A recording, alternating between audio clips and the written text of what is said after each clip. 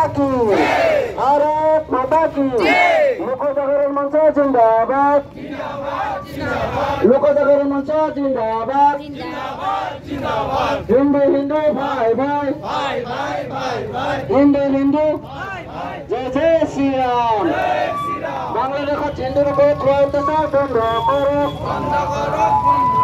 बांग्लादेश हिंदू अत्याचार बंद करो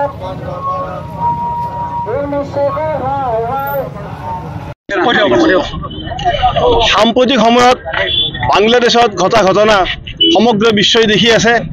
বাংলাদেশৰ কট্টৰপন্থী সন্ত্ৰাসবাদী আৰু মৌলানাসকলৰ নেতৃত্বত হিন্দুসকলৰ ওপৰত যি অত্যাচাৰ উৎপীড়ন লুণ্ঠন হিন্দুৰ উপাসনাস্থলী ধ্বংস লগতে হিন্দু মহিলাৰ ওপৰত যি বৰ্বৰ অত্যাচাৰ তাৰ আমি তীব্ৰ প্ৰতিবাদ জনাইছো। লগতে বাংলাদেশৰ ইউনিট চৰকাৰ লগতে বাংলাদেশৰ বিভিন্ন সংস্থা এই ক্ষেত্ৰত তেওঁলোকে কৰা যি নীৰৱ ভূমিকা তাৰ আমি তীব্ৰ গৰিহণা দিছোঁ।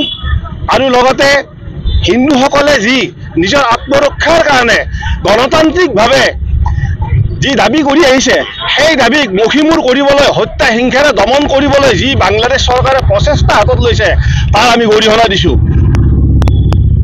বিশ্বৰ আন্তঃৰাষ্ট্ৰীয় হিন্দু সংস্থা ইস্কনৰ চিন্ময় কৃষ্ণ দাসকে ধৰি আন যিসকলক গ্ৰেপ্তাৰ কৰিছে তেওঁলোকক অতি শীঘ্ৰে মুকলি কৰি দিব লাগে।